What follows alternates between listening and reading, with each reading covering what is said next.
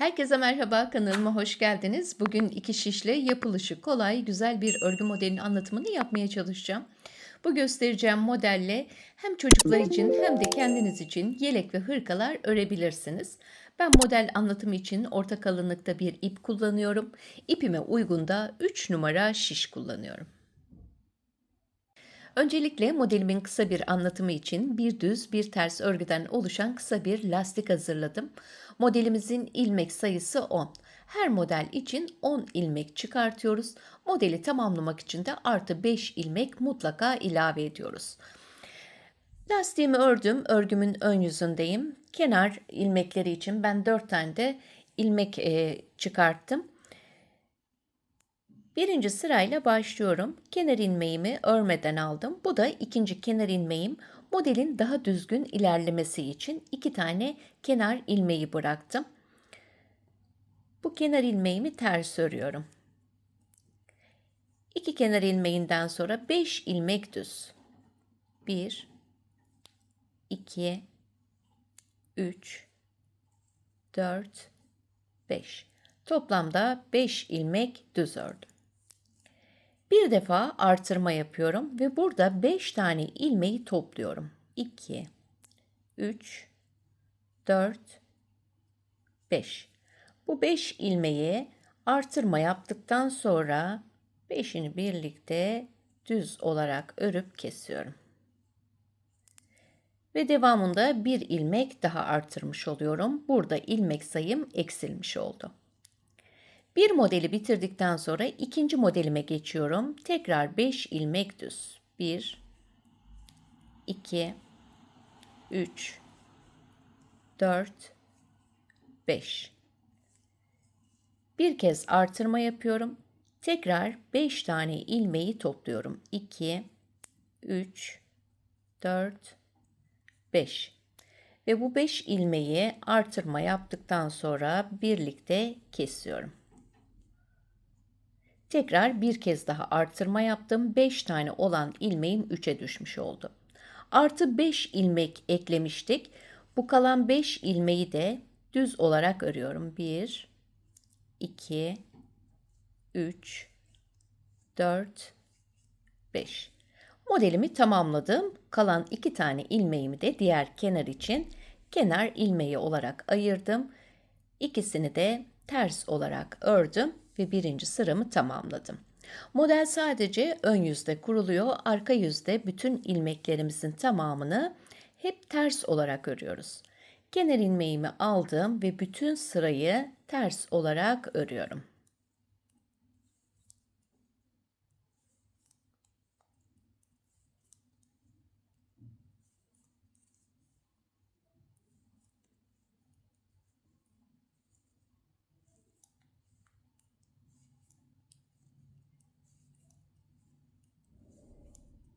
Sıra sonuna kadar ilmeklerimizi örelim. Ön yüze geldim. Modelin 3. sırasındayım. Öncelikle kenar ilmeğimi örmeden alıyorum. Diğer kenar ilmeğimi de ters olarak örüyorum.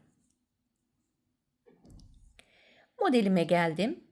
5 ilmek düz. 1, 2, 3, 4, 5.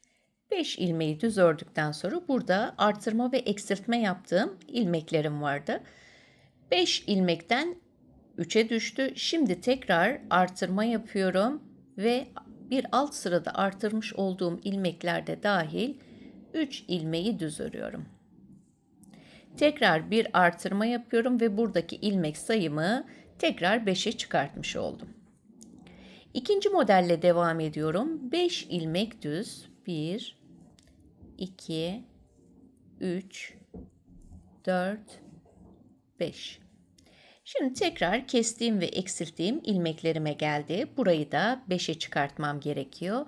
Bunun için öncelikle bir kez artırma yapıyorum. 3 ilmek düz. Bir kez daha artırma yaptım. Burada da aynı şekilde ilmek sayımı 5'e çıkarttım. Artı 5 ilmeğimi de düz olarak örüyorum.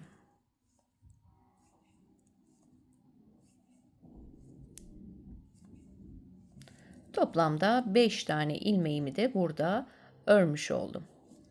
Kenar ilmeklerimi de ters olarak ördüm. 3. sıramı da ön yüzde tamamladım.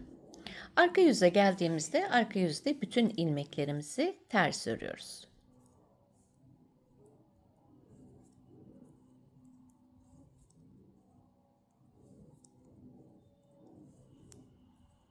Bu sıramızı da tamamlayalım. Örgümün ön yüzünde 5. sırasıyla devam ediyorum. Şimdi tam tersini yapıyoruz. Kenar ilmeğimin bir tanesini örmeden alıyorum. İkinci kenar ilmeğimi ters olarak ördüm. Burada 5 tane düz ilmeğim var. Burada eksiltme ve artırma yapıyorum. Öncelikle bir kez artırma yaptım. Ve 5 ilmeği tekrar topluyorum. 3, 4, 5. 5'ini birlikte düz örüp kesiyorum. Tekrar bir artırma yaptım. Burada ilmeklerim eksilmiş oldu. Şimdi buradaki artırma ve eksiltme yaptığım olan bölümde ilmeklerimi düz olarak örüyorum. 1, 2, 3, 4, 5. Birinci modeli ördükten sonra ikinci modele geçiyorum. Kaydırmalı bir model. Şimdi tekrar burada bir artırma yapıyorum. 5 tane düz ilmeğimin 5'ini birlikte topluyorum. Düz olarak örüp eksiltiyorum. Tekrar yanına bir artırma daha yaptım. 3 tane ilmeğim oldu. 5 ilmek düz. 1, 2, 3, 4, 5. 5 tane düzü de buraya örmüş oldum. Son 5 ilmeğimi de artırma ve eksiltme yapıyorum. Öncelikle bir kez artırdım. 5 tane olan ilmeğimi birlikte düz olarak örüp kesiyorum. Ve tekrar bir artırma yapıyorum. 2 tane kenar ilmeğimi ters olarak örüp 5. sıramı da ön yüzde tamamlamış oldum. Arka yüze geldiğimiz zaman ilmeklerimizin tamamını ters olarak örüyoruz. Örgümün ön yüzünde 7. sırasındayım. 2 tane kenar ilmeğimi örüyorum. Bir tanesini örmeden aldım. İkinci kenar ilmeğimi de ters ördüm. Burada 3 tane eksilen ilmeğim var. Bunu tekrar 5'e çıkartmam için bir artırma yapıyorum. 3 ilmek düz. Bir kez daha artırma yaptım ve 5 tane ilmeğim oluştu. 5 ilmek düz. 1, 2, 3, 4, 5. Birinci modeli ördükten sonra ikinci modele geliyorum. Tekrar 3 tane eksilen ilmeğim var. Bunu tamamlamak için bir artırma yapıyorum. 3 ilmek düz.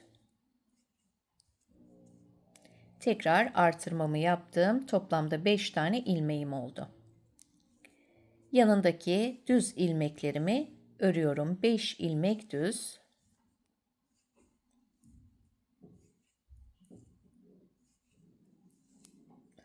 İkinci modeli de tamamladıktan sonra artı 5 tane olan ilmeğimde tekrar ilmeklerim eksik olduğu için artırmamı yapıyorum. 3 ilmek düz. Bir artırma yaptım. 2 kenar ilmeğimi ters olarak ördüm. Ön yüzde de 7. sıramı tamamlamış oldum. Modelin arka yüzünde ilmeklerimizin tamamını ters örüyoruz.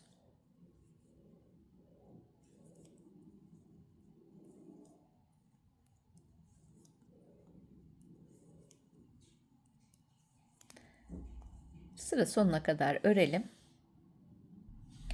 Örgümün ön yüzüne geldim. Arka yüzden son sıramı ördüm. Toplamda 8 sıra bir model için örmüş olduk.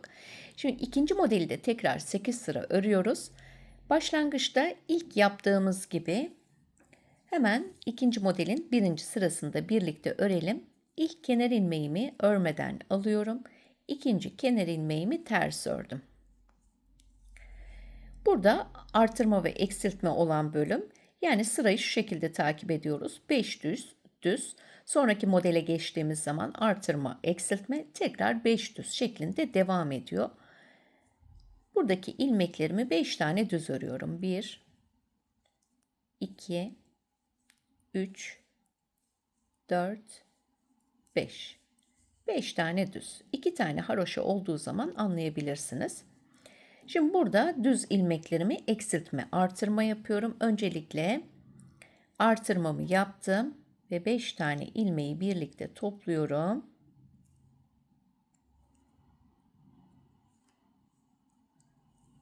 Beşini birlikte düz olarak örüyorum.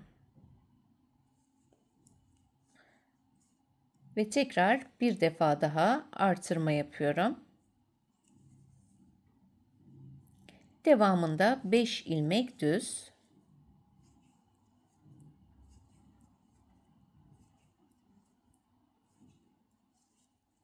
Tekrar artırma yapıyorum. 5 ilmeğimi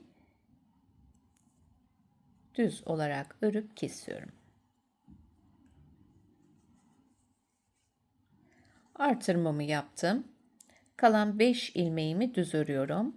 1, 2, 3, 4, 5.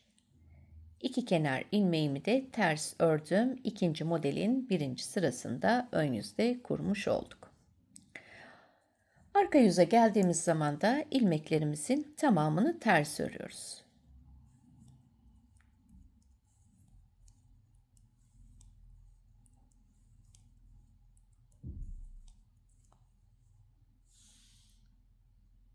Şimdi arka yüzden de ikinci modelimizin ikinci sırasını tamamladım.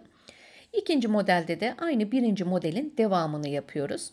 Bir sonraki modele geçtiğimiz zaman da sadece yerlerini değiştiriyoruz, modelleri kaydırıyoruz. Model anlatımımız bu kadar oldu. Umarım anlaşılır olmuştur. Evet arkadaşlar, modelimizin anlatımını yaptım. Bu modelimi de sizlere fikir olması için hazırladım. Herhangi bir beden ölçüsü yok. Tamamen fikir amaçlı hazırlandı. Kenarlarda, kenar lastiğinde bir düz bir ters tekstil tipi lastik kullandım. Başlangıcında boncuk ilmek atma tekniği kullanarak modelimle devam ettim. Hem lastiğin hem de boncuk ilmek atma tekniğinin videosunu da kanalımda bulabilirsiniz. Çok eskilerden gelen bir model. Hiç modası geçmeyen güzel, şık bir örgü modeli. Yapılışı da oldukça kolay. Hem çocuk hem de yetişkin örgülerinde rahatlıkla kullanabilirsiniz. Etol şal örebilirsiniz. Mevsimlik bebek battaniyesi örebilirsiniz. Yelek, hırka, bluzlarda tercih edebileceğiniz gerçekten yapılışı hem kolay hem de çok şık bir örgü modeli. Şöyle yakından da bakalım. Oldukça güzel. Arka yüzünü de şöyle çevirelim. Arka yüzü de bu şekilde. Umarım sizler de beğenir, örersiniz. Bir sonraki yeni videomuzda tekrar görüşmek üzere. Kendinize çok iyi bakın. Hoşça kalın.